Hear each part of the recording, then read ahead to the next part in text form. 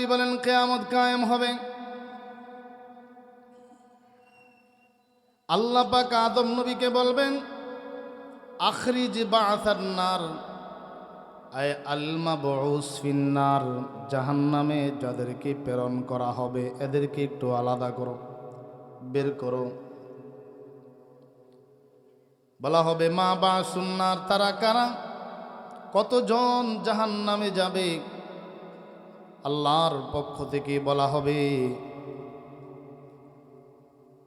1999 জন মানুষ জাহান্নামে যাবে। নাউজুবিল্লাহ। একজন হবে জান্নাতি, 1999 জন জাহান্নামী।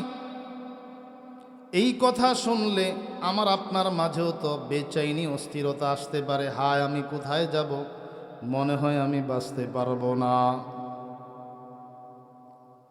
সাহাবায়ে কেরাম পেরেশান, ইয়া রাসূলুল্লাহ ইয়া হাবিবাল্লাহ, এমনটাই যদি হয় আমাদের কি অবস্থা হবে? কেই বা আমাদের মাঝে, আমাদের মধ্য থেকে জান্নাতে যাবে, বাকি সব তো জাহান্নামী হতে হবে। হাজারে যদি 999 জন জাহান্নামে যায়, কয়জন বা জান্নাতে যাবে?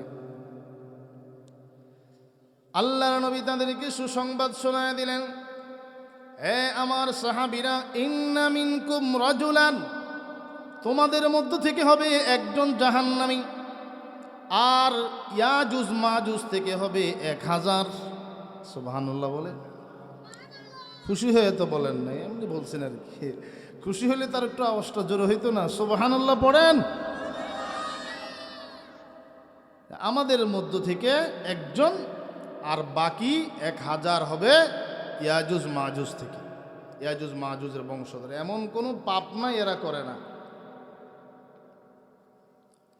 এবার আল্লাহর নবী তাদেরকে সুসংবাদ শোনান,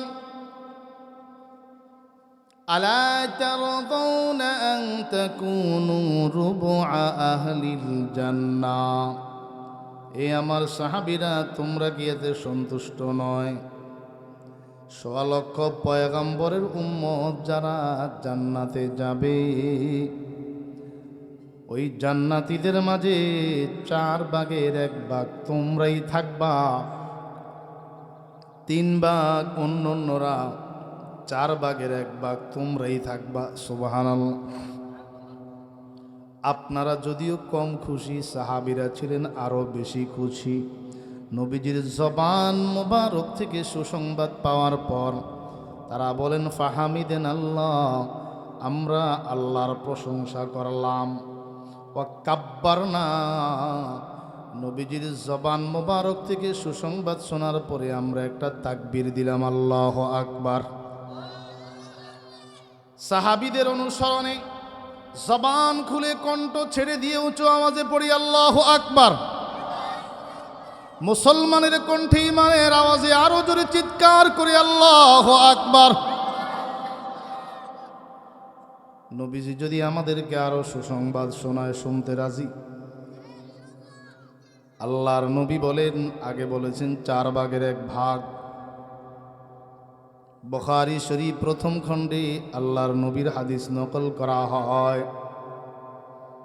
আল্লাহর নবী বলেন, আরজু আন তাকুনু সুলুসা আহলিল জান্নাহ, হে আমার সাহাবীরা, আমি নবী আশাবাদী, জান্নাতে যারা যাবে, আদম নবী থেকে নিয়ে কিয়ামত পর্যন্ত যত মানুষ জান্নাতে যাবে, গোটা জান্নাতীদের 1/3 আমার উম্মতেই হবে।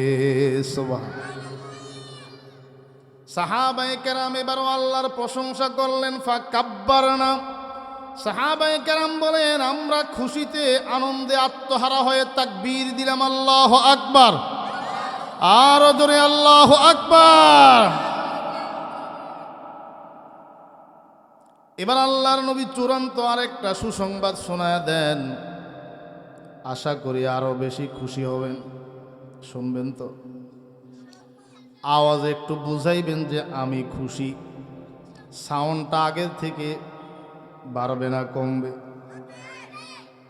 আল্লাহর নবী বলেন, আরজু আন তাকুনু শাতরা আহলিল জান্নাহ। ও আমার সাহাবীরা,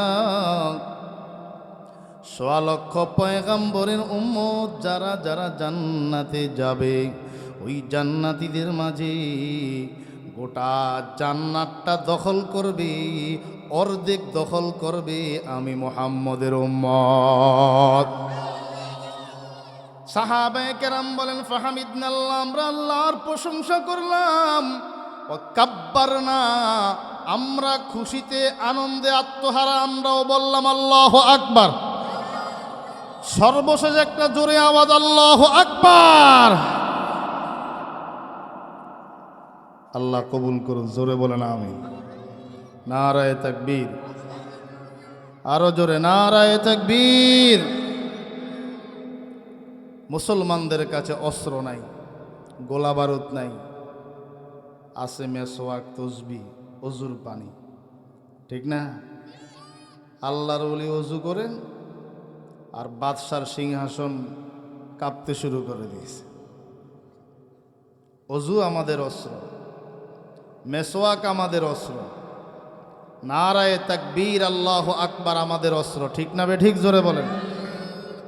বেঈমান, নাস্তিক, মুরতাদ যখন ইসলামের বিরুদ্ধে কথা বলে, আল্লাহ আল্লাহর রসুলের বিরুদ্ধে কথা বলে, মুসলমান অস্ত্র লাগে না, শুধু নারায়ে তাকবীর আল্লাহু আকবারের হুঙ্কার নিয়ে যখন রাস্তায় বের হয়, বেঈমান, নাস্তিক, মুরতাদ পলায়ন করতে বাধ্য হয়। চিল্লায় বলেন ঠিক না ঠিক?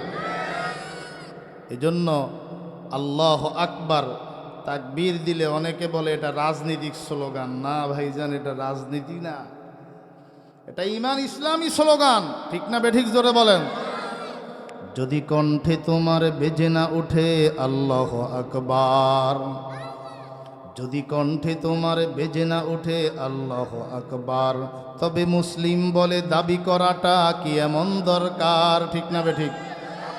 আওয়াজ হবে, যদি কণ্ঠে তোমার বেজে না ওঠে আল্লাহু আকবার, তবে মুসলিম বলে দাবি করাটা কি এমন দরকার। লিল্লাহে তাকবীর। ডান হাতটা একটু উঁচু করে, নারায়ে তাকবীর, নারায়ে তাকবীর। যদি আমার বোনের বোরকা হিজাব কেউ ধরে দেয় টান, যদি কলেজ ইউনিভার্সিটিতে কেউ করে অপমান, যদি আমার বোনের বোরকা হিজাব কেউ ধরে দেয় টান, যদি কলেজ ইউনিভার্সিটিতে কেউ করে অপমান, যদি কোনোভাবে কেউ ক্ষুণ্ণ করে ধর্মীয় অধিকার, তবে রাজপথে ফের উঠবে স্লোগান আল্লাহু আকবার, আল্লাহু আকবার। জোরে আল্লাহু আকবার, আল্লাহু আকবার, আল্লাহু আকবার। নারায়ে তাকবীর, নারায়ে তাকবীর। দিন ইসলাম, দিন ইসলাম, কোরআন সুন্নাহর আলো, ওয়াজ মাহফিল যেখানে, আলেম ওলামা যেখানে, গান বাজনা যেখানে, আমরা নাই সেখানে। আল্লাহ কবুল করুক, জোরে বলেন আমিন। অধিকাংশ মানুষ চেতা, কিছু মানুষ ঘুমায় ঘুমায় নারায়ে তাকবীর আল্লাহ, ঠিক কথা ঠিক না? কিছু মানুষ ঘুমাইতেছে, ওটা কিছু মানুষ থাকবেই। এবার আসুন আমাদের পরিচিত একটি সূরা, আমার পরে যিনি আলোচনা করবেন আখিরি বয়ান, আল্লামা মুফতি কামাল উদ্দিন শিহাব কাসেমি সাহেব, আমার পীর ভাই। আসতেই রাস্তায় বাহিরে কথা বলে কে, রাস্তায় দেখা হয়েছে, সোনাইমুড়ি একটু আলোচনা করে চলে আসবেন, আশা করি দেরি হবে না। তো অল্প কিছুক্ষণ আমাদের একটি পরিচিত সূরা, সূরাতুত তিন। এই সূরাটা আমাদের সবার পরিচিত, কেউ বা মুখস্থ পারি, কেউ না পারলেও চিনি যে এরকম একটা সূরা কোরআন শরীফে আছে। কি বলেন ঠিক না? আমার আজকে জুমার বয়ানে হাসি আসছে শেষের দিকে, যে ইয়াইজুকুম লাআল্লাকুম তাযাক্কারুন খুতবা যখন পড়ি, ফাজকুরুনি এখনো যাই নাই, যে এরকম পিচ্চি বাচ্চারাও খারিয়ে যেতেছে। এরা বুঝে যে খুতবা শেষের একটা সিগনাল, ইয়াইদুকুম লাআল্লাকুম তাযাক্কারুন। ওরা জিজ্ঞেস করলে পড়তে পারবে না, কিন্তু বুঝে একটা সিগনাল। তো সূরাতুত তিন কোরআনের একটা সূরা, এটা আমাদের অনেকেরই জানা। হয়তো জিজ্ঞেস করলে কেউ পারবে, কেউ পারবে না, কারোটা অশুদ্ধ হবে, কারোটা অশুদ্ধ হবে। এই সূরার মাঝে আল্লাহ পাক শুরুতে 4 কসম করেছেন। কোরআনে কারীমের 95 নং সূরা। শুরুতেই আল্লাহ পাক রব্বুল আলামিন 4টা কসম করেছেন। কসম করে দামি একটা নেয়ামতের কথা মানুষদেরকে শোনা দিয়েছেন। মানুষকে আল্লাহ তাদেরকে কেমন করে বানাইলেন, কতটা মোহাব্বত আল্লাহ মানুষকে করেন। এবং তারপরের আয়াতে জাহান্নামী মানুষদেরকে সংকেত দিয়েছেন। এরপরে আল্লাহ বলেন, জাহান্নাম থেকে যদি মুক্তি পেতে চাও, 2টা গুণ তোমার অর্জন করতে হবে। এই গুণ যদি তোমার মাঝে থাকে, মনুষ্যত্ব তোমার ভিতরে থাকবে, জান্নাতে যেতে পারবে। আল্লাহর পেয়ারা বান্দা হিসেবে আল্লাহ তোমাকে কবুল করে নেবেন। এই বাবা এশারের নামাজ পড়ছেন, কত নিয়েছে ভাই? এই যে শুরু হয়েছে মিস্টার মোবাইল। বান্ধবী মেসেজ দিছে, রিপ্লাই দিব, অথবা ইমার্জেন্সি যাইতে কইছে, একটা কিছু তো হবে। বিকল্পও থাকতে পারে, অসুস্থ থাকতে পারে, কথা ঠিক না? এইখানে মাহফিল চলে বিভিন্ন জায়গায়, এই মাহফিলের প্যান্ডেলের পাশেই হেলান দিয়া মিস্টার মোবাইল, মনে হয় যেন বুখারী শরীফ মোতালা করতেছে। খুব মনোযোগ। আল্লাহ পাক রব্বুল আলামিন বলেন, ওয়াত-তিনি ওয়াজ-যাইতুনি ওয়া তুরি সিনিনা ওয়া হাদাল বালাদিল আমিন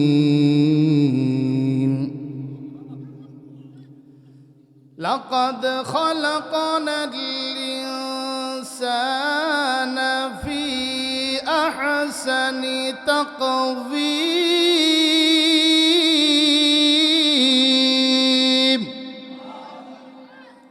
আল্লাহ পাক রব্বুল আলামিন বলেন, 3 ফলের কসম, জাইতুন ফলের কসম, বরকতি পাহাড় তুর পাহাড়ের কসম,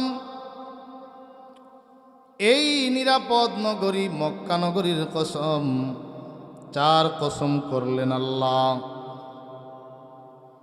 প্রথম 2টা দামি উপকারী ফলের কসম করেছেন, তারপর 2টা দামি জায়গার কসম করেছেন। ফলের মাঝে সব ফল ভালো, সব ফল উপকারী, তবে বেশি উপকারী 2টা ফল, ওয়াত-তিন ওয়াজ-যাইতুন, 3 এবং জাইতুন, 3 এবং জাইতুন। এটা ঘটনা মনে পড়ছে, বলবো। আমাদের বাউল শিল্পী একটা গ্রুপ আছে না, বুঝে না মনে হয়, নতুন নতুন এরা নাচে। ওই আমার এক মুরব্বী বলতেছে পাগল, আসলেই পাগল। কারণ যারা গাঞ্জা খায়, মদ খায়, বিছানা গরম না হলে নারীকে স্টেজে উঠতে দেয় না, তাদেরই কথা। তো এরা পাগল না তো কি? কথা ঠিক না বে ঠিক? এরা নাচে, দলিল কি? সূরায় নাস পড়ে দলিল দেয়, কুল আউযু বিরাব্বিন নাসে মালিকিন নাসে, নাউযুবিল্লাহ বলেন। বাউল শিল্পী আল্লাহর কোরআনের অপব্যাখ্যা। নাচ মানে মানুষ, আর নাচ এটাকে মিলাইছে, আরবিটাকে বাংলার সাথে মিলাইয়া পাবলিককে কোনো রকম বুঝ দিচ্ছে যে আল্লাহ তো নাচার কথা বলছে। তো এই ওয়াত-তিন ফরার পরে আমার এই ঘটনাটা মনে পড়লো।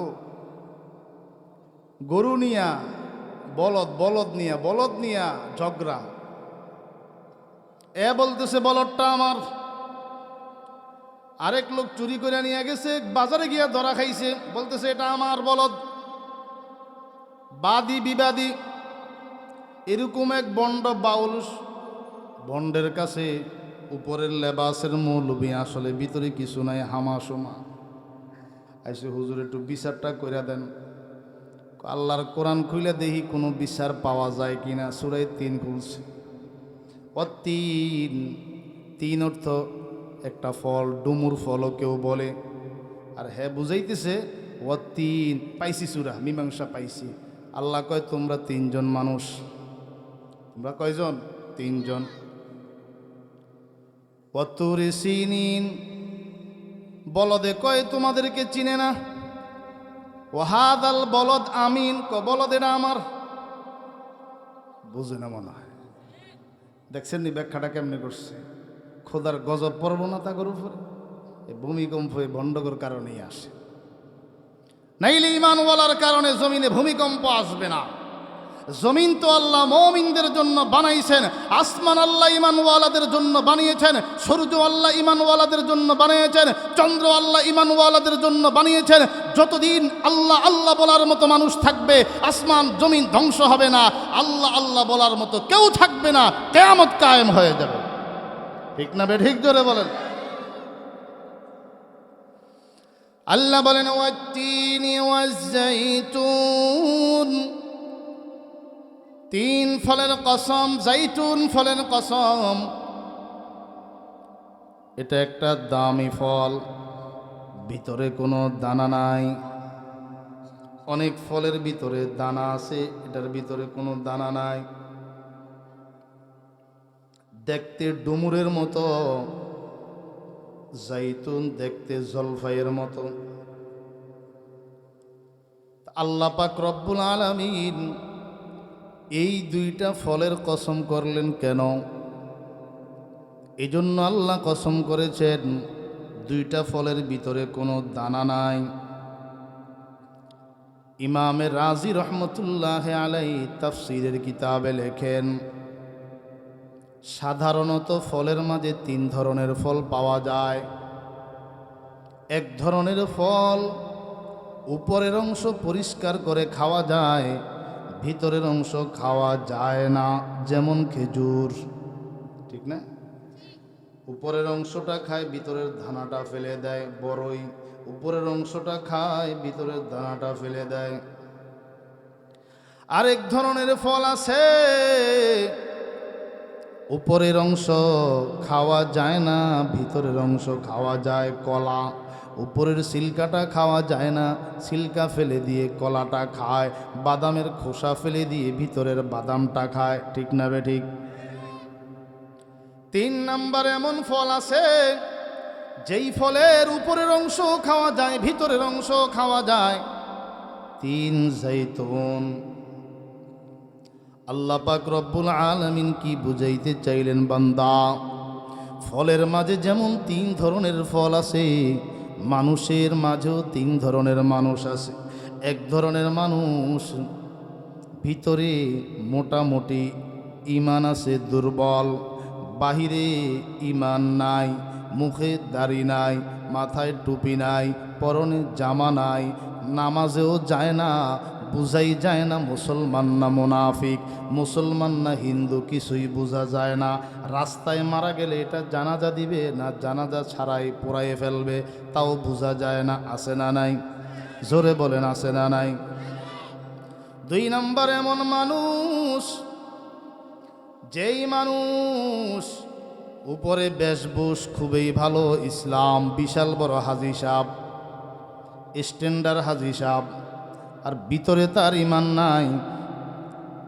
দাড়ি লাগায়া, টুপি পইরা, হজ কইরা, হাজির লেবাস লাগায়া এলাকায় চাঁদাবাজি করে, নেশা করে, অবৈধ ব্যবসা করে, সুদ খায়, হারাম খায়। আছে না নাই? জোরে বলেন, আছে না নাই? আল্লাহ পাক রব্বুল আলামিন বলেন, হে মুসলমান ইমানদার, এই দুই ধরনের মানুষের মতো হইও না, তিন ফলের মতো হও। যেই ফলের উপরেরটা যেমন ভিতরেরটা তেমন, উপরে যেমন ভিতরে তেমন। উপরে যদি তোমার কালিমার লিবাস থাকে, ভিতরেও কালিমাটা ঢুকাও। কলবে যদি লা ইলাহা ইল্লাল্লাহ থাকে, উপরেও লেবাসটা ঠিক করে নাও।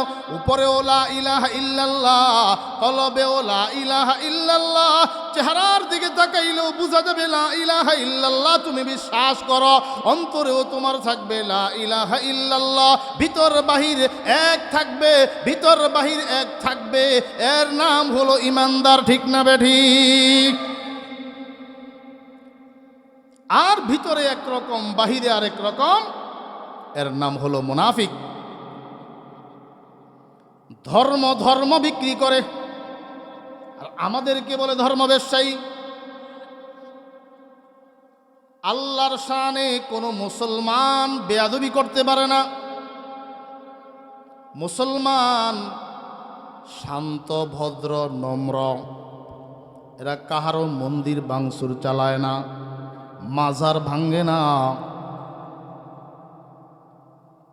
কোনো ধর্মের মানুষের উপরে আক্রমণ করে না।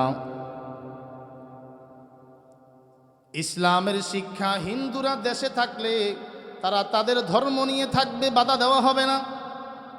ওরা ওদের মন্দিরে উপাসনা করে করুক, পূজা করে, শিরিক করে, যা মন চায় তা করবে। ইহুদিরা তাদের ধর্ম পালন করবে, বাধা নাই। খ্রিস্টান তার ধর্ম পালন করবে, বাধা নাই। সব ধর্মের মানুষ তোমরা বাউল ফাউল ইসলামের নাম বিক্রি করে তোমরা নাচ গান, হারাম কাজ থেকে শুরু করে যা মন চায় তা করো, আমরাও তোমাদেরকে বাধা দেই না। শুধুই বলে যাই কোনটা হক কোনটা না হক। কিন্তু আমরা মুসলমান, দুনিয়ার সব কিছুর থেকে আমরা আমাদের রব আল্লাহকে বেশি মহাব্বত করি, নবীকে বেশি মহাব্বত করি। জোরে বলেন ঠিক কিনা? যদি দেখি পৃথিবীর মানচিত্র থেকে কোনো নাস্তিক, বেঈমান, কুলাঙ্গার, বাউল ফাউল আমার আল্লাহর শানে বেয়াদবিমূলক আচরণ করে, রাসূলুল্লাহর ইজ্জতের উপরে আক্রমণ করে, ইসলামের বিরুদ্ধে কথা বলে, কোরআনের বিরুদ্ধে কথা বলে, মুসলমান তখন নীরব থাকতে পারে না। জোরে বলেন ঠিক কিনা?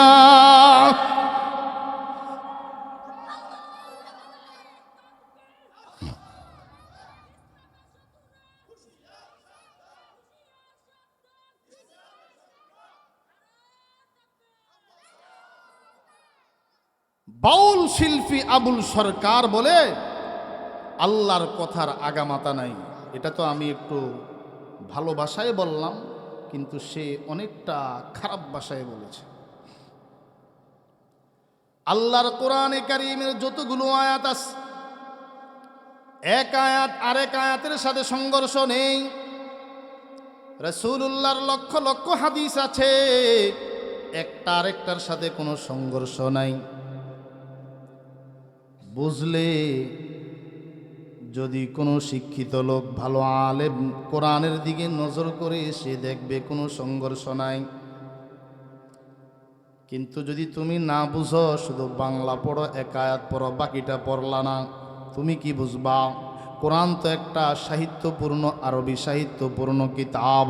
এটা বুঝতে হলে নাহু লাগবে, এটা বুঝতে হলে সরব জানা লাগবে, ফাসাহাত বালাগত জানতে হবে, গ্রামারের যোগ্যতা তোমার থাকতে হবে। তারপরে তুমি বুঝবা। যখন তোমার ওই যোগ্যতা থাকবে, তখন কোরআন খুলে দেখবা কোরআনের এক আয়াত আরেক আয়াতে কোনো সংঘর্ষ নাই। আর যদি তুমি সারাদিন গাঞ্জা টানো, নামাজ নাই, রোজা নাই, নারী নিয়ে ব্যস্ত থাকো, তুমি কি বুঝবা? আল্লাহ পাক রব্বুল আলামিন যেমন ধরুন মদ হারাম করেছেন। মদ হালাল না হারাম? জোরে বলেন না, হালাল না হারাম? আল্লাহ ডাইরেক্ট এ কথা বলেন নাই আগামীকাল থেকে মদ খাওয়া হারাম। ডাইরেক্ট এ কথা বলেন নাই। নবী গো, উম্মতকে জানায়া দেন এখন থেকে কেউ যেন মদ না খায়, এখন থেকে কেউ যেন মদ না খায়। কারণ মক্কায় যারা আছে এরা মদে অভ্যস্ত। খাবারের পরে আপনি যেমন পায়েস খান, মজু খান, তারাও এরকম মদ খায়। কিন্তু মদ খায়া মাঝে মাঝে বিবির উপরে অত্যাচার করে, সন্তানের উপরে অত্যাচার করে, সমাজে বিশৃঙ্খলা সৃষ্টি করে। মদ খায়া নামাজে দাঁড়ায়া এলোমেলো কোরআন তেলাওয়াত করে। আল্লাহ তাআলা তাদেরকে কৌশলে ধাপে ধাপে এই বিষয় থেকে বিরত রাখার জন্য পদক্ষেপ নিলেন। প্রথমে আল্লাহ আয়াত নাজিল করলেন, ইয়াসআলুনাকা আনিল খামরি ওয়াল মাইসির কুল ফীহিমা ইসমুন কাবীরুন ওয়া মানাফিউ লিন-নাস। পয়গম্বর তারা আপনাকে মদ সম্পর্কে জিজ্ঞেস করে, জুয়া সম্পর্কে মানুষ আপনাকে জিজ্ঞেস করে, আপনি বলে দেন কুল ফীহিমা ইসমুন কাবীরুন ওয়া মানাফিউ লিন-নাস। এই মদ খাওয়ার মাঝে এবং জুয়ার মাঝে অনেক বড় গুনাহ, ইসমুন কাবীরুন, অনেক বড় গুনাহ, ওয়া মানাফিউ লিন-নাস, তবে মানুষের জন্য কিছু কিছু উপকারও আছে। এই আয়াত নাজিল করার পরে একদল মানুষ সাহাবীরা মদ ছেড়ে দিলেন, বাকি আরও কিছু মানুষ খাচ্ছেন। এবার খাবারের পরে মদ খায়ার নামাজে দাঁড়ায়া পড়তেছেন কুলিয়া আইয়ুহাল কাফিরুন। তারপরে কি? লা আ'বুদু মা তা'বুদুন। কি অর্থ? তোমরা যার পূজা করো আমি তার পূজা করি না। তোমরা বাইতুল্লাহ 360 খোঁজার পূজা করো, আমি তার পূজা করি না। আমি পূজা করি, উপাসনা করি একজন, তিনি কে? তিনি কে? এখন নামাজের দাঁড়ায় লা আ'বুদু মা তা'বুদুর জায়গায় পড়তেছে আ'বুদু মা তা'বুদুন। হয়ে গেল না অর্থ এলোমেলো? এবার আল্লাহ পাক কোরআনের দ্বিতীয় রাউন্ড আয়াত নাজিল করলেন দ্বিতীয় পর্বে, ইয়া আইয়ুহাল্লাযীনা আমানু লা তাকরাবুস সালাতা ওয়া আনতুম সুকারা।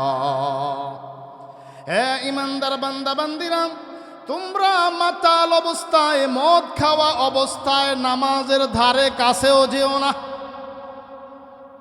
এই আয়াত নাজিল করার পর বিশাল বড় একদল মদ ছেড়ে দিলেন, মুষ্টিময় কিছু মানুষ বাকি। আল্লাহ পাক রব্বুল আলামিন সুকৌশলে মদের বিধানটা হারাম ঘোষণা করলেন। তৃতীয় পর্বে এসে সূরা মায়েদায় আল্লাহ পাক পরিষ্কার ঘোষণা দিলেন, ইয়া আইয়ুহাল্লাযীনা আমানু ইন্নামাল খামরু ওয়াল মাইসির ওয়াল আনসাবু রিজসুম মিন আমালিশ শাইতান ফাজতানিবুহু লাআল্লাকুম তুফলিহুন। আল্লাহ পাক রব্বুল আলামিন বলেন, হে ঈমানদার বান্দা বান্দিরা, ইন্নামাল খামরু ওয়াল মাইসির ওয়াল আনসাব, মদ, এই আয়াত নাজিল করে মদ জুয়াকে চিরতরের জন্য হারাম ঘোষণা করা হয়েছে। মদ জুয়াকে চিরতরের জন্য হারাম ঘোষণা করা হয়েছে। আল্লাহ বলেন ফাজতানিবু, মদ ছেড়ে দাও, জুয়া ছেড়ে দাও। রিজসুম মিন আমালিশ শাইতান, এটা শয়তানের কাজ, এটা ভালো মানুষের কাজ নয়। নবী গো, আপনি উম্মতদেরকে জানায়া দেন, এখন থেকে কিয়ামত পর্যন্তের জন্য মদ জুয়া ইত্যাদি হারাম ঘোষণা করা হলো। মদ হারাম, জুয়া হারাম। এখন যদি কেউ প্রথম আয়াতটা নিয়ে বলে আল্লাহ বলছে কিছু উপকার আছে, খাও, সঠিক ব্যাখ্যা করলো না, ভুল ব্যাখ্যা করলো। কেউ যদি দ্বিতীয় আয়াত নিয়ে বলে আল্লাহ তো মাতাল অবস্থায় নামাজে যাইতে না করছেন, অতএব নামাজ ছাড়া অন্য সময় খাওয়া যাবে, ব্যাখ্যা সঠিক না ভুল? এরকম এক আয়াত পরে আরেক আয়াত সম্পর্কে জানে না, এরাই কোরআন সুন্নাহর অপব্যাখ্যা করে যাদের কাছে 30 পারা কোরআনে কারীম মুখস্থ, যাদের কাছে হাদিস শরীফগুলো স্পষ্ট। ইমাম আহমদ ইবনে হাম্বল 7 লক্ষ হাদিস মুখস্থ ছিল, ইমাম বুখারী 6 লক্ষ হাদিস থেকে বাছাই করলেন, ইমাম মুসলিম 3 লক্ষ হাদিস থেকে বাছাই করে আল্লাহু আকবার মুসলিম শরীফ লেখলেন। যাদের কাছে লক্ষ লক্ষ হাদিসের ভান্ডার ছিল, তাদের কাছে আল্লাহর কোনো বিধানে কোনো সংঘর্ষ নাই। জোরে বলেন ঠিক কিনা? ওয়াত্তিন ওয়াজ্জাইতুন, আল্লাহ বলেন ফলের মাঝে যেমন 3 ধরনের ফল আছে, মানুষের মাঝেও 3 ধরনের মানুষ আছে। ওই 3 ফলের মতো হও, উপরে যেমন ভিতরেও তেমন।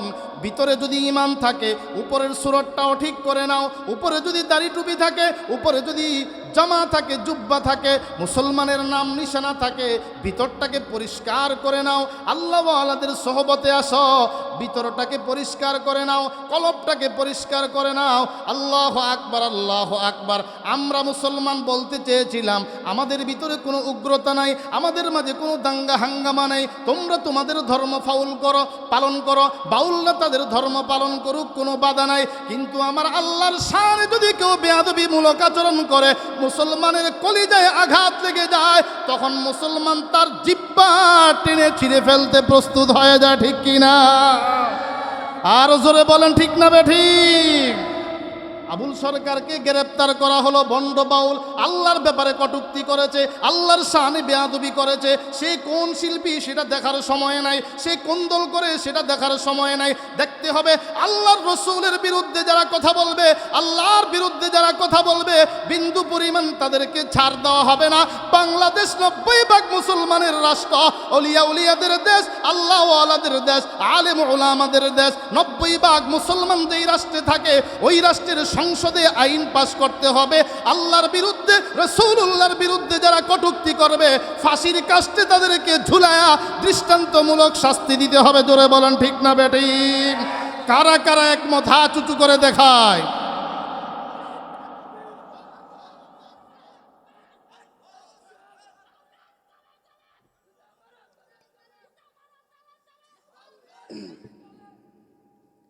আল্লাহ পাক রব্বুল আলামিন বলেন ওয়াত্তিন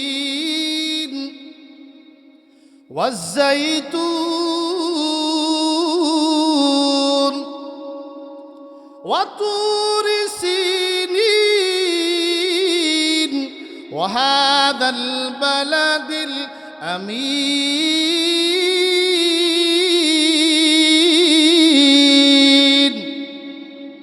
3 নম্বর কসম, বরকতময় পাহাড়, তুর পাহাড়ের কসম। এটা ওই পাহাড় আল্লাযী কাল্লামাল্লাহু মূসা, আল্লাহ মূসা পয়গম্বরের সাথে যে পাহাড়ে কথা বলেছেন, ওই পাহাড়ের নাম তুর পাহাড়। এটা একটা বরকতি পাহাড়, খুব খেয়াল করে শোনেন, মজার কথা। আল্লাহ পাক রব্বুল আলামিন আমাদের নবীর আগের নবী যারা ছিলেন, ওহী দিবেন, তাদেরকে ওহী নাজিল করবেন, ডেকেছেন আসো।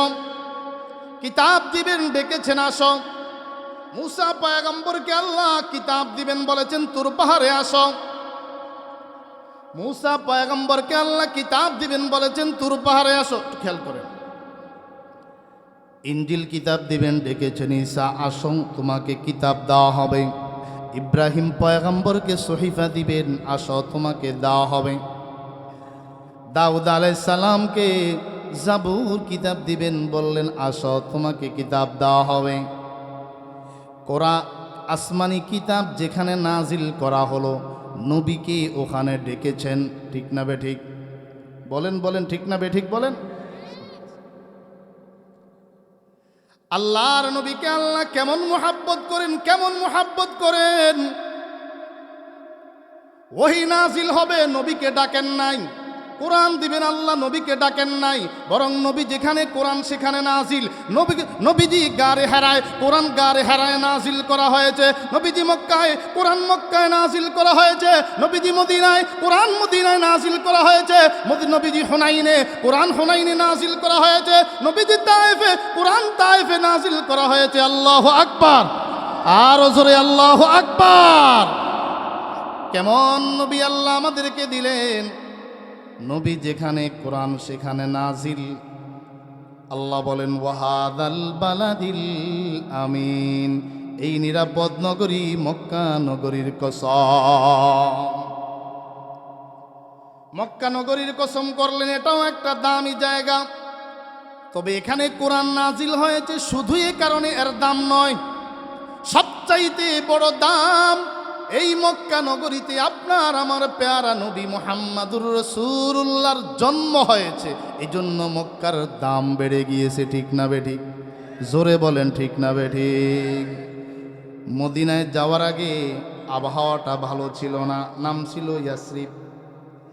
আল্লাহর নবী গেলেন, মদিনাকে হারাম ঘোষণা করলেন, সম্মানিত ঘোষণা করলেন, নাম দিয়ে দিলেন আল মাদিনাতুল মুনাওয়ারা, একটি আলোকিত শহর। আল্লাহর নবী মদিনার জন্য দোয়া করলেন, মদিনায় হিজরত করলেন। আল্লাহু আকবার, আল্লাহু আকবার। আল্লাহ তাআলা গোটা মদিনা কবুল করে নিয়েছেন। পৃথিবী থেকে, পৃথিবীর আনাস কানাস থেকে হাজার হাজার লক্ষ লক্ষ মানুষ মক্কায় আসে, কিন্তু তাদের সফরটা তারা বলে অসম্পূর্ণ মনে করে যদি না তারা মদিনাতুল মুনাওয়ারায় সফর না করে। ঠিক কিনা? আল্লাহ পাক রব্বুল আলামিন চারটা কসম করেছেন, ওয়াত্তিন ওয়াজ্জাইতুন, দুটা দামি ফলের কসম করলেন, তিন ফলের কসম করলেন, জাইতুন ফলের কসম করলেন, তৌর পাহাড়ের কসম করলেন, নিরাপদ নগরী মক্কা নগরীর আল্লাহ কসম করলেন। চার কসম করে আল্লাহ পাক জানায় দেন, লাকাদ খালাকানাল ইনসানা ফি আহসানি তাকওয়িম।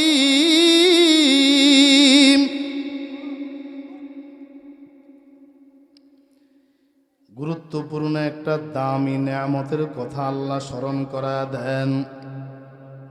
আল্লাহ বলেন, লাকাদ খালাকনাল ইনসানা ফি আহসানি তাকওয়িম, নিশ্চয় আমি আল্লাহ দুনিয়ার মানুষগুলোকে সৃষ্টি করেছি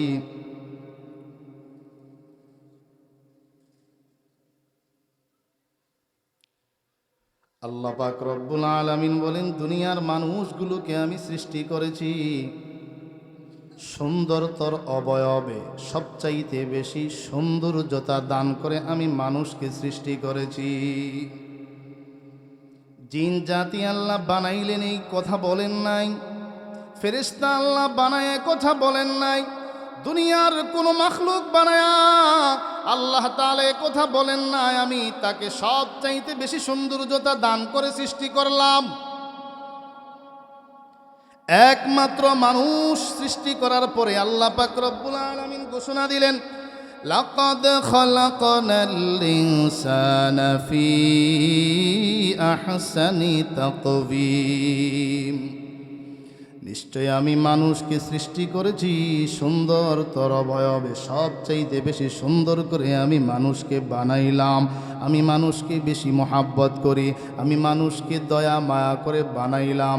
আল্লাহু আকবার, আল্লাহু আকবার। একটু খেয়াল করবেন, খেয়াল করলে বুঝবেন। অনেক ইমাম সাহেবগণ আছেন, ওলামায়ে কেরাম আছেন, আপনাদের জানা আছে, থাকারও কথা। আল্লাহু আকবার, আল্লাহু আকবার। আল্লাহ পাক রব্বুল আলামিন প্রথমে দুটা ফলের কসম করলেন। এই ফলগুলো বেশিরভাগ উৎপন্ন হয় ফিলিস্তিন এবং সিরিয়ায়, বাইতুল মুকাদ্দাস এরিয়ায়। আল্লাহ পাক কসম করে কি বুঝাইলেন? তিন জাইতুনের কসম করে। ওই জায়গা, যেই জায়গায় এই ফলগুলো বেশি উৎপন্ন হয়, উদ্দেশ্য হলো ওই নবী, যেই নবীর জন্ম ওই জায়গায় হযরতে ঈসা আলাইহিস সালাম। উদ্দেশ্য হলো ঈসা আলাইহিস সালামকে আল্লাহ পাক যে ইনজিল কিতাব দান করলেন, কারণ ওই ইনজিল কিতাব একই কথা, আমি আল্লাহ মানুষকে সবচাইতে বেশি সৌন্দর্যতা দান করে বানাইলাম। ওয়াতুর সিনিন, এরপরে আল্লাহ পবিত্র বরকতি পাহাড়, তোর পাহাড়ের কসম করলেন। উদ্দেশ্য হলো ওই নবী, যেই নবী আল্লাহর সঙ্গে কথা বলেছেন, পয়গম্বর মুসা আলাইহিস সালাম। উদ্দেশ্য হলো মুসা আলাইহিস সালামকে যে তাওরাত কিতাব আল্লাহ দিলেন, উদ্দেশ্য হলো তাওরাত কিতাব। ওই তাওরাত কিতাবের মাঝেও আছে আল্লাহ পাক বলেন আমি মানুষকে সবচাইতে বেশি সৌন্দর্যতা দিয়ে বানাইলাম। ইনজিল কিতাবেও আছে আমি মানুষকে সবচাইতে বেশি সুন্দর আকৃতি দিয়ে বানাইলাম। তাওরাত কিতাবেও আছে আমি মানুষকে সবচাইতে বেশি সুন্দর আকৃতি দিয়ে বানাইলাম। এরপরে আল্লাহ বলেন আমি আল্লাহ কোরআনে ওই বার্তাটা নাজিল করলাম, লাকাদ খালাকানাল ইনসানা ফি আহসানি তাকওয়িম। একটু জোরে বলেন আল্লাহু আকবার। আমি মানুষকে সব চাইতে বেশি সুন্দর আকৃতি দিয়ে বানাইলাম। মানুষ আমার বড় পছন্দের, মানুষ বড় দামি। লাকাদ কাররামনা বানি আদম। মানুষ সব চাইতে বেশি সুন্দর। এর উপরে আমি ছোট্ট একটা ঘটনা আপনাদেরকে শোনাই। ইমামে আজম আবু হানিফা রহমতুল্লাহ আলাই জামানার বড় একজন আলেম ছিলেন, জামানার শ্রেষ্ঠ একজন মুহাদ্দিস ছিলেন, জামানার শ্রেষ্ঠ একজন মুফাসসির ছিলেন, জামানার শ্রেষ্ঠ একজন মুফতি ছিলেন ইমামে আজম আবু হানিফা রহমতুল্লাহ আলাই। তার আমলে যিনি বাদশাহ গভর্নর ছিলেন তার নাম ছিল খলিফা মনসুর। খলিফা মনসুরের একজন সরল সোজা তার কর্মকর্তা ছিল, সরল মানুষ। সমাজে কিছু মানুষ থাকে বেশি চালাক, বাবা মা তাকে নিয়ে তেমন টেনশন করে না, চড়ে ফিরে খেতে পারবে। আর যেগুলো একটু সরল আর কি করে খাবে, ঠিক না বে ঠিক? মা বাবা পছন্দ করে এলাকা থেকে বাছাই করে একজন সুন্দরী রূপসী নারী তাকে বিয়ে করায় দিলেন। সরল মানুষ বিয়ে করছে সুন্দরী বউ, পায়া খুশি না বেজার? সব মনে বিয়েতি কথা নাই, খুশি না বেজার? 14 তারিখের পূর্ণিমার চাঁদে বাড়ির আঙ্গিনায়, আঙ্গু দেশে কি কয় উঠান, উঠান না, আঙ্গু দেশে কি কয় উঠান না উড়ান কয়, উড়ান উড়ান। উঠানের মাঝে বিছানা বিছায়া স্বামী স্ত্রী দুইজন বসা, বুট বাদাম খাইতেছে আর খুশ গল্প। ছেলে নাই মেয়ে নাই, আশপাশে কেউ নাই। এটা একটা রেস্ট হাউস, চাইনিজ ঘর। তখনকার জমানায় এত চাইনিজ ঘর ছিল যেমনটা আপনারা কানকিরহাট বাজারে পান। মাঝে মাঝে আরো স্পেশাল ভিআইপির জন্য সেনবাগ, আরো স্পেশাল ভিআইপি জায়গায় খাবেন বেগম সাহেবকে নিয়ে মাইজদি শহর, ঠিক না বে ঠিক? যান না মাঝে মাঝে, যাবেন, ঘুরবেন, ঘুরাবেন, মন ফ্রেশ থাকবে। শুধু বাড়ির ভিতরে 24 ঘন্টা সারা মাস সারা বছর এক ঈদে আসবে আরেক ঈদে যাবে, ও তো মানুষ। একটু ঘোরাফেরা করবেন, দিল ফ্রেশ থাকবে, কথা ঠিক না বে ঠিক? আল্লাহু আকবার, আল্লাহু আকবার। স্বামী স্ত্রী দুইজন বসে খোশ গল্প করছে। স্বামী একবার আকাশের পূর্ণিমার চাঁদের দিকে তাকায়, আবার বিবির চেহারার দিকে তাকায়। সরল মানুষ ডাক দিয়ে বলে, বিবি আমার মনে হয় তুমি ওই আকাশের পূর্ণিমার চাঁদের থেকেও বেশি সুন্দর। বিবির আপনি যত প্রশংসা করবেন, খেয়াল করেন, যদি বদনাম করেন ঘরে জায়গা নাই, যদি প্রশংসা করেন মুখের উপরে ফেলে দিবে, নিবে না। কি কথা ঠিক না বেটি? আমার ফার্ম দো, বুঝি বুঝি। আল্লাহু আকবার। স্বামী বলে, তুমি আকাশের পূর্ণিমার চাঁদের থেকেও বেশি সুন্দর। স্ত্রী বলে, না তুমি মিথ্যা কথা বলছো, মানি না, তোমার কথা আমি মানতে রাজি না। এইভাবে ঝগড়া। আল্লামা মুফতি দিলাওয়ার হোসেন হাফিজাউল্লাহ একটা ঘটনা শোনাইছেন। এক আল্লাহর ওলি তার বিবি সহ বাড়িতে কাজকর্মে লিপ্ত। হঠাৎ করে বিবি উপরের দিকে তাকায় দেখে আরেক আল্লাহর ওলি উপর দিয়ে উড়িয়ে যায়। বিবি স্বামীকে ডাক দিয়ে বলে, তুমি কি ওলি হইলা? মানুষ তোমারে কই তুমি পিশাব? ওই যে উপরে বাতাসে উঠতেছে সেই না পিশাব? তাহলে তুমি কি কও, উপরে উড়লেই পিশাব? বলে, হ্যাঁ। ঠিক আছে, আগামীকাল দেখো তাহলে কে উড়ে। এবার দেখতেছে হা উড়ে যায়, তার স্বামী ওই। এবার ঘুরে আসার পরে জিজ্ঞেস করলো, কিছু দেখলা বিবি? বলে হ্যাঁ দেখলাম। কি দেখলা? দেখছি তো আঁকা বাঁকা হয়ে উঠতেছিলে। তাও সোজাটা কইব না, একটু খোঁসা দিয়া কইব। স্বামী ডাক দিয়ে বলে, বিবি আকাশের পূর্ণিমার চাঁদের থেকে তুমি বেশি সুন্দর। বিবি বলে, না তুমি মিথ্যা কথা বলছো, আমি তোমার কথা রিসিভ করলাম না। ঝগড়ার পর এক পর্যায়ে সোজা সরল মানুষ বাঁকা হইলে কিন্তু আবার সোজা করা কঠিন, ঠিক না? এলাকায় সরল মানুষ, আমাকে পরিগট গ্রামের সবই তো চালাক মানুষ, না? সোজা করা কঠিন। বলতেছে না, তুমি যদি এই পূর্ণিমার চাঁদের থেকে বেশি সুন্দর না হও, তুমি 3 তালাক। নাউজুবিল্লাহ, আরো জোরে নাউজুবিল্লাহ। তুমি 3 তালাক। তালাক দেওয়া ভালো কাজ না খারাপ কাজ? জোরে বলেন, ভালো কাজ না খারাপ কাজ? বিশেষ প্রয়োজনে একটা দেওয়া যায়, আরো যদি পারেন 2, 3 যদি ঢুকে যান। এরা মনে হয় বউর লোকে ঝগড়া হয়েছে, মনে হয় তাড়াতাড়ি মীমাংসা করতে চাইতেছে। কিন্তু এর উপরে উঠা যাবে না। 3 যাও, বিপদে পড়ে যাবা। সবার অন্তরে প্রশ্ন, যারা ফেসবুক মেম্বার। প্রসিদ্ধ বক্তা আবু তোহা আদনান বউরে দিল তালাক, আবার কেমনি বিয়া করে? হিল্লা মিল্লা সারা। কিও প্রশ্ন আসে না? হইছে তালাক, এটা দেয় নাই, 3টা দেয় নাই, 1 তালাকে বায়ন হয়েছিল, যার হুকুম বিবাহটা নতুন করে দৌড়াইতে হবে, এই কারণে সেটা বৈধ। যাই হোক, 3 তালাক দিয়ে দিল। রাতের বেলায় মাথা গরম, সকাল বেলায় বাদশার দরবারে নালিশ। সরল মানুষ, হুজুর বিপদে পড়ে গেছে। কি বিপদ? বলে রাতের বেলায় বিবির সঙ্গে ঝগড়া। এই কথা বলতে গিয়ে এক পর্যায়ে তাকে বলে ফেললাম, পূর্ণিমার চাঁদের থেকে যদি তুমি বেশি সুন্দর নাও হও, তুমি 3 তালাক। এখন আমার তালাক হইল কি হইল না? বিবি বড় চালাক, বুদ্ধিমান। যখন স্বামীর মুখ থেকে 3 তালাক বের হলো, সে গাঁটটি গুটসা নিয়ে বাপের বাড়ি চলে গেছে।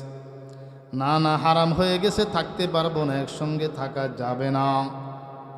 দরবারি কিছু মৌলবী সাহেব ছিল, এদেরকে ডাইকা জিজ্ঞেস করলো, খলিফা মানসুর আপনারা কি বলেন, তালাক হইল কি হইল না?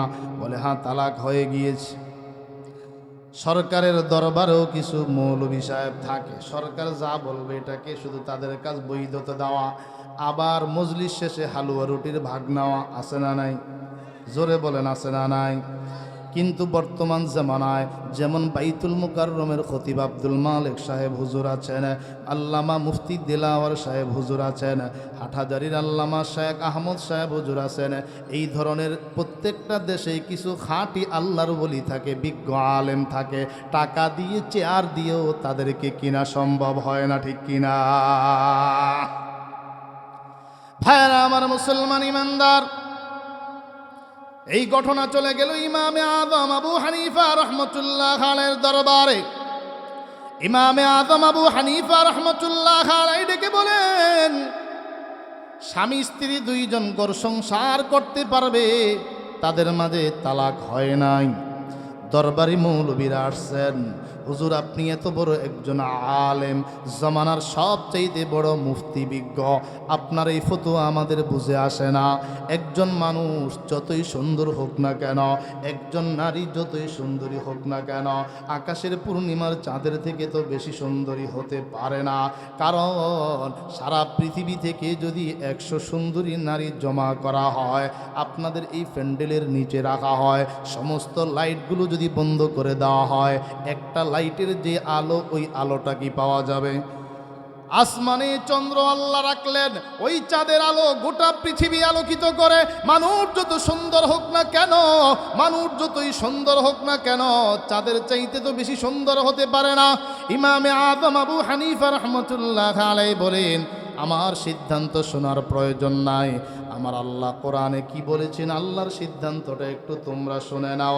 আমার আল্লাহ বলেছেন, লাকাদ খালাকানাল ইনসানা ফি আহসানি তাকবীম।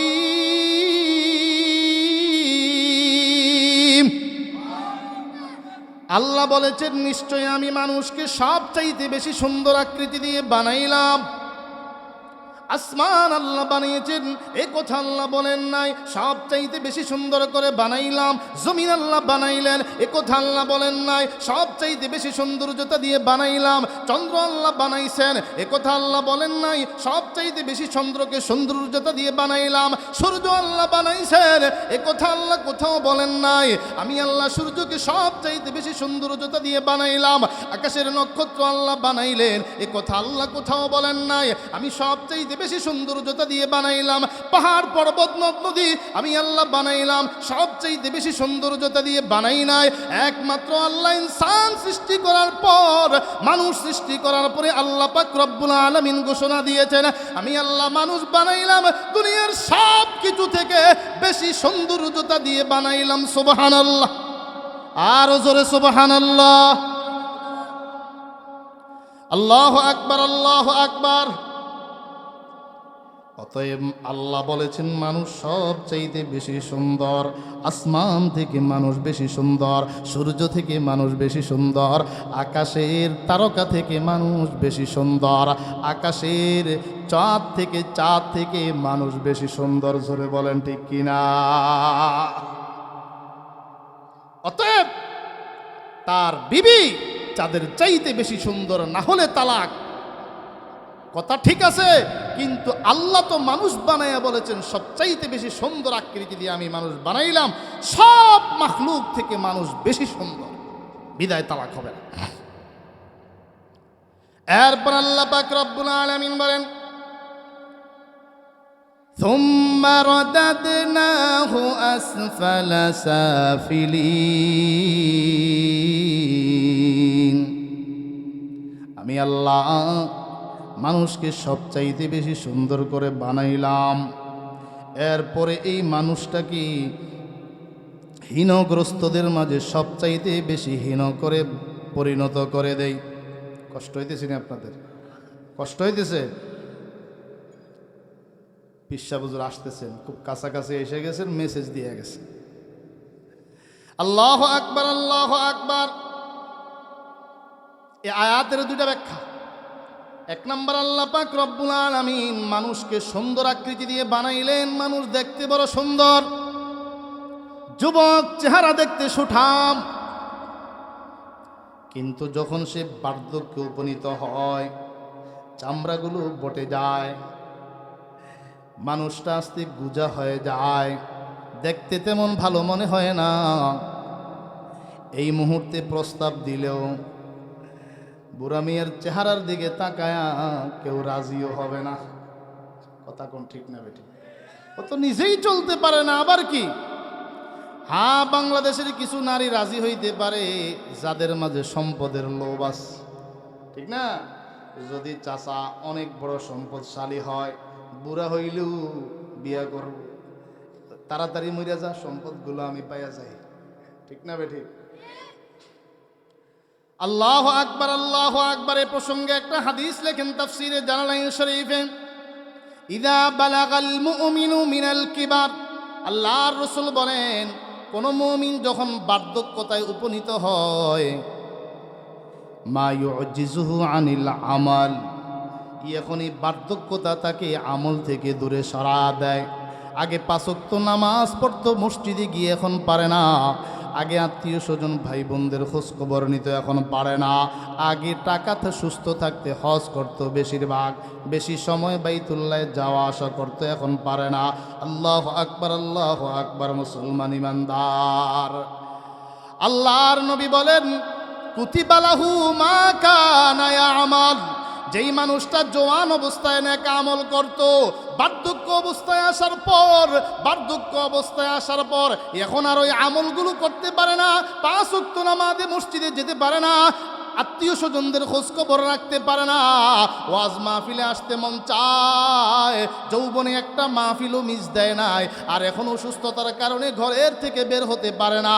আল্লাহর নবী বলেন ওই মানুষ বার্ধক্যে উপনীত হওয়ার পরে আল্লাহ পাক রব্বুল আলামিন যৌবন অবস্থায় যে পরিমাণ নেয়ামত যেই পরিমাণ আমল করেছে, আল্লাহ পাক রব্বুল আলামিন বার্ধক্যে উপনীত হওয়ার পরেও ওই আমলগুলো তার আমল নামায় লিপিবদ্ধ করে দিবেন। জোরে বলেন সুবহানাল্লাহ। কেমন আল্লাহ রহমান!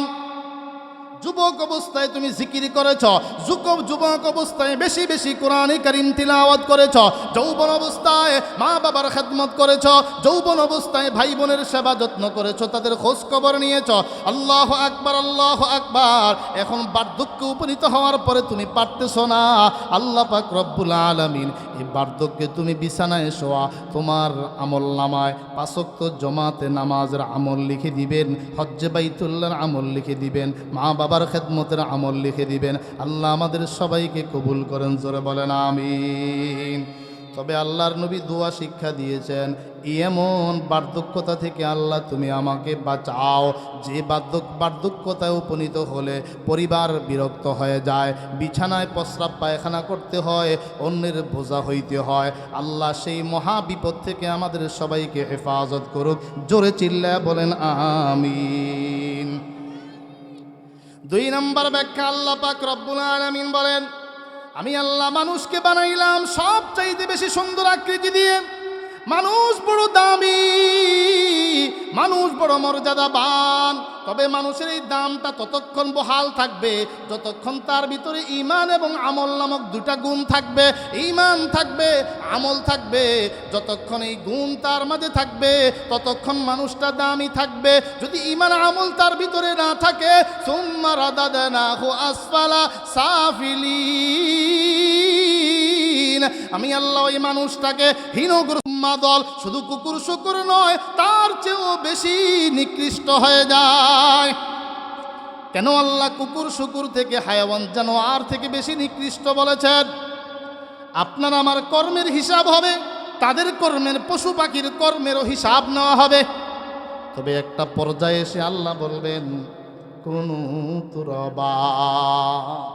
পশু পাখির হিসাবের কার্যক্রম শেষ করার পরে আল্লাহ পাক রব্বুল আলামিন বলবেন তোমরা মাটি হয়ে যাও।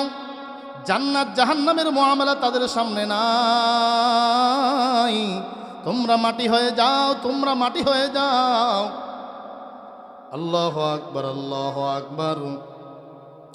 কিন্তু মানুষ যদি পাপ কাজ করে তার সামনে কিন্তু জাহান্নাম আছে না নাই? জোরে আওয়াজ করে বলেন জাহান্নাম আছে না নাই? আবু বকর সিদ্দিক রাদিয়াল্লাহু তাআলা আনহু কত দামি মানুষ ছিলেন। সর্বপ্রথম নবীদের মকাম, নবীদের পরে সবচাইতে দামি মানুষ আবু বকর সিদ্দিক রাদিয়াল্লাহু তাআলা আনহু আল্লাহর নবীর কাছে নিজের সম্পদগুলো পেশ করেছেন। এই সম্পদ আপনি আপনার ইচ্ছা মতো খরচ করতে পারবেন। আল্লাহু আকবার। 7 জন গোলাম ক্রয় করে আজাদ করে দিয়েছেন নিজের টাকায়। গরিব অসহায় মানুষ প্রচুর তাদেরকে দান খায়রাত করতেন আবু বকর। মুসলিম শরীফে হাদিস এসেছে, আল্লাহর নবী একদিন দাঁড়ায়া সাহাবীদের সামনে ভাষণ দিচ্ছেন আর বলতেছেন, আজকের এই দিনে মান আসবাহা মিনকুমুল ইয়াউমা সাইমা, তোমাদের মধ্য থেকে কে আসো এমন সকাল করেছো রোজা অবস্থায়? সব সাহাবী নীরব। আবু বকর দাঁড়ায়া বললেন, আনা ইয়া রাসূলুল্লাহ, আজকে আমি রোজা অবস্থায় সকাল করেছি। আল্লাহর নবী 2 নম্বরে ডাক দিলেন, আল্লাহ আমান আতআমা মিনকুমুল ইয়াউমা মিসকিন, মিসকিনা, তোমাদের মধ্য থেকে কে আসো এমন মিসকিনকে খানা খাওয়াইছ, ফকিরকে আজকে খানা খাওয়াইলা। হযরতে আবু বকর সিদ্দিক দাঁড়ায় বললেন, আনা ইয়া রাসূলুল্লাহ। আল্লাহর নবী বললেন, মান আতবা মিনকুমুল ইয়াউমা জানাজা, আজকের দিনে তোমাদের মধ্য থেকে কে জানাজায় অংশগ্রহণ করেছে? সবাই নীরব। আবু বকর সিদ্দিক দাঁড়ায় বললেন, আনা। এইভাবে আল্লাহু আকবার প্রত্যেকটা জবাব আবু বকর হাজির দিলেন। আল্লাহর নবী বলেন, মাঝে তামানা ফিমরিন ইল্লা দাখালাল জান্নাহ, এই গুণগুলো যাদের মাঝে থাকবে আর সেই অবশ্যই জান্নাতে যাবে। আল্লাহর রাসূল আরেকদিন সাহাবীদেরকে একটা হাদিস শোনায়, ও আমার সাহাবীরা, জান্নাতে কিছু গেট আছে, একটা গেটের নাম বাবুস সাদাকা, একটা গেটের নাম বাবুস সালাত, আর একটা গেটের নাম বাবুর রায়্যান। এইভাবে গেটগুলোর নাম বিবরণ দেওয়ার পর এবার আল্লাহর নবী বলেন, যারা বেশি বেশি রোজা রাখে আল্লাহ পাক রব্বুল আলামিন ওই জান্নাতের মাঝে তাদের এমন একটা ব্যবস্থা করে দিবেন, বাবুর রায়্যান থেকে তাদেরকে অভ্যর্থনা জানানো হবে, স্বাগতম জানানো হবে, তাদেরকে ইস্তেকবাল করা হবে। আসো আসো, জান্নাতের গেট দিয়ে তুমি ভিতরে ঢুকো। যারা বেশি বেশি নামাজ পড়ে, 5 ওয়াক্ত নামাজের পর তাহাজ্জুদের নামাজও পড়ে, আউয়াবিনের নামাজও পড়ে, নফল নামাজও যারা বেশি বেশি পড়ে, তাকে ওই বাবু সলাতের গেট দিয়ে ডাকা হবে। যারা বেশি বেশি দান খায়রাত করে, আল্লাহর নবী বলেন, বাবু সাদাকা গেট দিয়ে তাকে ডাকা হবে। এইভাবে নবীজি সব বিবরণগুলো যখন শোনাইলেন, আবু বকর ডাক দিয়ে বলেন, ইয়া রাসূলুল্লাহ, ইয়া হাবিবাল্লাহ, এমন কি কোনো মানুষ আছে যাকে জান্নাতের প্রত্যেকটা গেট দিয়ে ডাকা হবে? হযরত আল্লাহর নবী বলেন, ও আবু বকর, হ্যাঁ এমনও মানুষ আছে জান্নাতের প্রত্যেকটা গেট দিয়ে তাকে ডাকা হবে। তবে আমি বলি, আমি নবী বলতে পারি, আবু বকর তুমিও তাদের অন্তর্ভুক্ত, তুমিও সেই মানুষগুলোর অন্তর্ভুক্ত যাদেরকে জান্নাতের প্রত্যেকটা গেট দিয়ে ডাকা হবে। জোরে বলেন আল্লাহু আকবার, আর জোরে আওয়াজ হবে আল্লাহু আকবার। दुनिया ये सदाकत में तेरा नाम रहेगा, सिद्दीक तेरा नाम से इस्लाम रहेगा, दुनिया ये अदालत में तेरा नाम रहेगा, फारूक तेरा नाम से इस्लाम रहेगा, दुनिया ये सखाफत में तेरा नाम रहेगा, उस्मान तेरा नाम से इस्लाम रहेगा, दुनिया ये शुजाअत में तेरा नाम रहेगा, हैदार तेरा नाम से इस्लाम रहेगा। অনেকগুলো সুসংবাদ আবু বকরকে শোনাইলেন। একটা সুসংবাদ, আবু বকরকে সিদ্দিক উপাধি দিলেন। আমার নবী আবু বকরকে সিদ্দিক উপাধি দিলেন, চরম সত্যবাদী। আল্লাহু আকবার। আবু বকর এমন একজন সাহাবী, আল্লাহর নবী 13 বছর মক্কায় দাওয়াত দেওয়ার পর আল্লাহর পক্ষ থেকে অর্ডার আসলো হিজরতের। কখন? যখন আবু জাহেল পাক্কা প্রতিজ্ঞা করলো, মুহাম্মদকে আজকেই কতল করা হবে, কতল করা হবে, বাড়ি ঘেরাও করা হলো। তার আগে আল্লাহ জানায় দিলেন, আল্লাহু আকবার, পয়গম্বর তারাতে এমন এমন সিদ্ধান্ত নিয়ে নিয়েছে, ঘরবাড়ি ঘেরাও করা হলো। আল্লাহু আকবার, হিজরতের অর্ডার হয়ে গেল। আল্লাহর নবী সামান্য একটু বালু হাতে নিয়া ধোয়া পড়ে ছিটায় দিলেন, ওমা রামাইতা ইদ রামাইতা ওয়ালাকিন্নাল্লাহ রামা। নবীর হাতের বরকতে আল্লাহ এই বালু কণাটাকে বুলুটের মতো করে প্রত্যেকের কাফেরের চোখের ভিতরে ঢোকা দিছেন। সবাই চোখ মলতেছিল, আর ফাঁক দিয়া আল্লাহর নবী বের হয়ে গিয়েছেন। সুবহানাল্লাহ। আবু বকরের বাড়িতে গেলেন, আবু বকরকে সঙ্গে নিয়ে রওনা হয়ে গেলেন। তখন তো বিমান ছিল না, তখন তো কোনো হেলিকপ্টারও ছিল না পালানোর মতো, ঠিক না বে ঠিক? জোরে কোন আল্লাহু আকবার, আল্লাহু আকবার। আল্লাহর নবী জনাবে মুহাম্মদুর রাসূলুল্লাহ আবু বকরকে সঙ্গে নিয়া গারে সাউরে 3 দিন অবস্থান করলেন। আর এদিকে আবু জাহেল ঘোষণা দিল, মুহাম্মদকে যেখানে পাওয়া যাবে, যে বা তার সন্ধান দিতে পারবে, ধরে আনতে পারবে, 100 উট তাকে পুরস্কার দেওয়া হবে। টাকার লোভে পড়ে এবার সব ধান্দাবাজরা এদিক সেদিক ছুটাছুটি শুরু করে দিল। যাইতে যাইতে বিশাল উঁচু পাহাড়, যারা বাইতুল্লাহ সফর করেছেন, গারে সাউর দেখার জন্য গিয়েছেন, অনেক বড় পাহাড়ের উঁচু টিলা, ওই জালেমগুলো নবীর সন্ধান শুধু ধরে নিয়ে আবু জাহেলের হাতে উঠায় দিবে কল্লাটা কেটার জন্য। আল্লাহু আকবার! এরকম দুঃসাহস তারা দেখাইল। আবু বকর গুহার ভিতর থেকে তাকায় দেখে ওই শত্রু বাহিনী গারে সৌরের মুখের উপরে তাদের পা দেখা যায়। তারা তো তদন্ত করতে করতে, তালাশ করতে করতে গারে সাওর পর্যন্ত চলে আসছে। আবু বকর বলেন, ইয়া রাসূলুল্লাহ, ওই যে তাদের পা দেখা যায়, নিচের দিকে একটু নজর করবে, আমরা তো ধরা খেয়ে যাব। আল্লাহ বলেন, আল্লাহর নবী বলেন, লা তাহজান, আবু বকর তুমি পেরেশান হইও না, আবু বকর তুমি পেরেশান হইও না। মনে করবা আমরা এখানে দুইজন নয়, আমাদের মাঝে আরো একজন আছেন। তিনি কে? আরো জোরে আল্লাহর নাম জোরে আওয়াজ করে বলেন, তিনি কে? আরো একজন আছেন, তিনি কে? লা তাহজান ইন্নাল্লাহা মা'ানা। পেরেশান হইও না, আল্লাহ আমাদের সঙ্গে আছেন। আবু বকর নজর করে দেখতেছেন, পা দেখা যায়। ওদের ব্রেনটা এত মারাত্মক ছিল, পায়ের ছিন্ন পল করে করে করে করে কোথায় গেছে পাটা, নতুন কদম কোথায় দেখা যায়, তদন্ত করতে করতে, তালাশ করতে করতে মূল জায়গা তারা পেয়ে গেছে। কিন্তু মুহূর্তের মাঝে আল্লাহ মাকড়সাকে অর্ডার দিলেন, উপরে মুখের মাঝে তুমি জাল পাকাও, মুখের মাঝে জাল পাকাও, মুখের মাঝে জাল পাকাও। এই মাকড়সার জাল দেখা কেউ আর ভিতরে গভীর নজর দেয় নাই। আল্লাহু আকবার! আবু বকর তো ওই মানুষ, যেই মানুষ গারে সাউরি নবীজির সঙ্গে ছিলেন।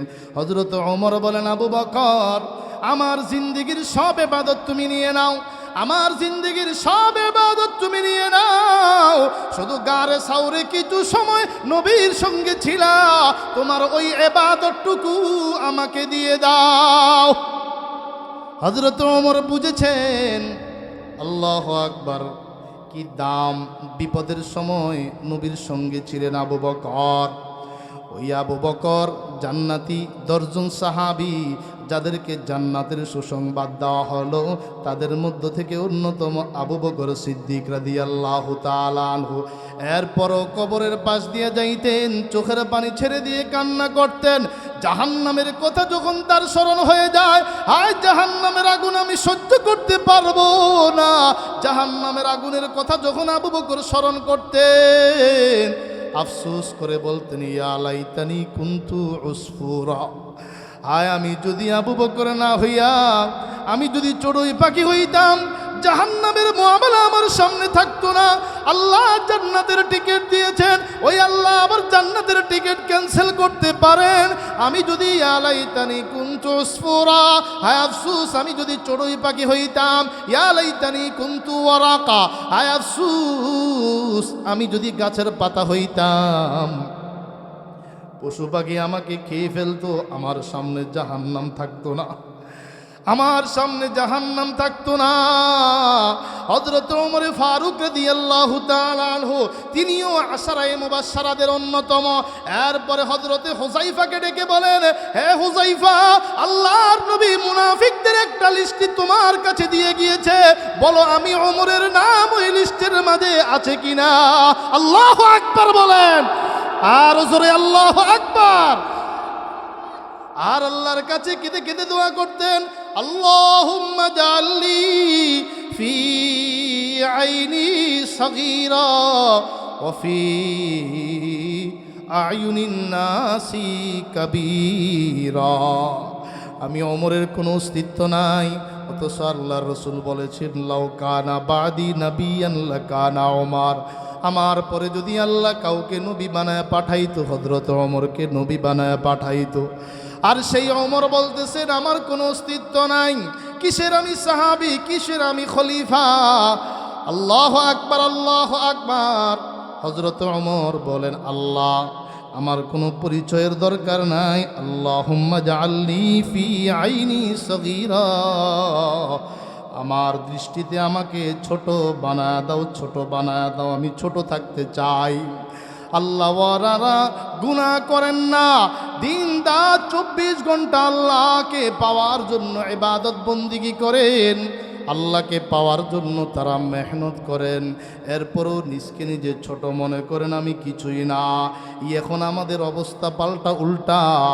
আমি নিজেকে অনেক বড় মনে করি, আমি বড় সভাপতি, আমি বড় একজন চেয়ারম্যান, আমার অনেক দাম, আমি অনেক বড় টাকাওয়ালা, আমার অনেক দাম, আমি একটা 5 তলা বিল্ডিংয়ের মালিক, আমার অনেক দাম। একটু চিন্তা করো, আল্লাহ পাক ওই বিল্ডিং তোমাকে বানানোর সুযোগ দিলেন, চাইলে আল্লাহ 1 সেকেন্ডের মাঝে ভূমিকম্প দিয়ে বিল্ডিংটাকে মাটির নিচেও ধসায়া দিতে পারেন, ঠিক কিনা? মুসলমান ভাইয়েরা আমার, বাইজিদ বুস্তামিকে আল্লাহ পাক রব্বুল আলামিন আবদাল বানিয়েছেন। বাইজিদ বুস্তামি আবদাল হলেন কেমন করে? আবদাল হলেন কেমন করে? এলাকার মাঝে দুর্ভিক্ষ, আসমান থেকে কোনো বৃষ্টি নাজিল হয় না, আসমান থেকে কোনো বৃষ্টি নাজিল হয় না, মানুষের মুখে কথাবার্তা বলা শুরু হয়ে গেল, নিশ্চয়ই এলাকার মাঝে কোনো পাপী আছে। ওই অসৎ, ওই পাপীর কারণে আল্লাহ পাক রব্বুল আলামিন রহমতের দরজা বন্ধ করে দিলেন। এখন এলাকায় কোনো বৃষ্টি দেখা যায় না, এখন এলাকায় বৃষ্টি হয় না। ওই লোকটাকে যদি বের করে দেওয়া হতো, সম্ভবত আমাদের এলাকায় আল্লাহ রহমতের বৃষ্টি নাজিল করতেন। আল্লাহু আকবার, আল্লাহু আকবার। এই কথা শোনার সঙ্গে সঙ্গে হযরতে বাইজিদ চোখের পানি ছেড়ে দিলেন। অথচ এলাকার সব মানুষগুলো জানে বাইজিদ বুস্তামি আল্লাহর একজন জবরদস্ত বুজুর্গ, সব মানুষ জানে বাইজিদ বুস্তামি আল্লাহর একজন বলি, সবাই কথা বিশ্বাস করে বাইজিদ বুস্তামি আল্লাহর একজন বলি। কিন্তু বাইজিদ নিজেকে কত ছোট মনে করে দেখে। বাইজিদ বুস্তামি বলেন, ওগো আল্লাহ, আমার মনে হয় আমি এলাকার মাঝে সবচাইতে বড় পাপী, আমার মনে হয় আমি সবচাইতে বড় গুনাহগার, আমার গুনাহের কারণে দুর্ভিক্ষ দেখা দিয়েছে। নিজকে নিজে গুনাহগার বানায়া, নিজকে নিজে ছোট মনে করে বাইজিদ বুস্তামি যখন নিজেই এলাকা থেকে বের করে দিল, আমার আল্লাহ নজর করে তাকায় দেখেন, আল্লাহু আকবার, আল্লাহু আকবার, এত বড় আবেদ, এত বড় আলেম, ইবাদত বন্দেগী তো সেরা, তাহাজ্জুদ যার মিস হয় না, 24টা ঘন্টা আল্লাহর জিকিরে থাকে, ওই বাইজিদ বুস্তামি তুমি নিজকে নিজে এত ছোট মনে করলা, আমি আল্লাহ তুমি বাইজিদকে আবদালের মকাম দিয়ে দিলাম। সুবহানাল্লাহ, আর জোরে সুবহানাল্লাহ, নারায়ে তাকবীর।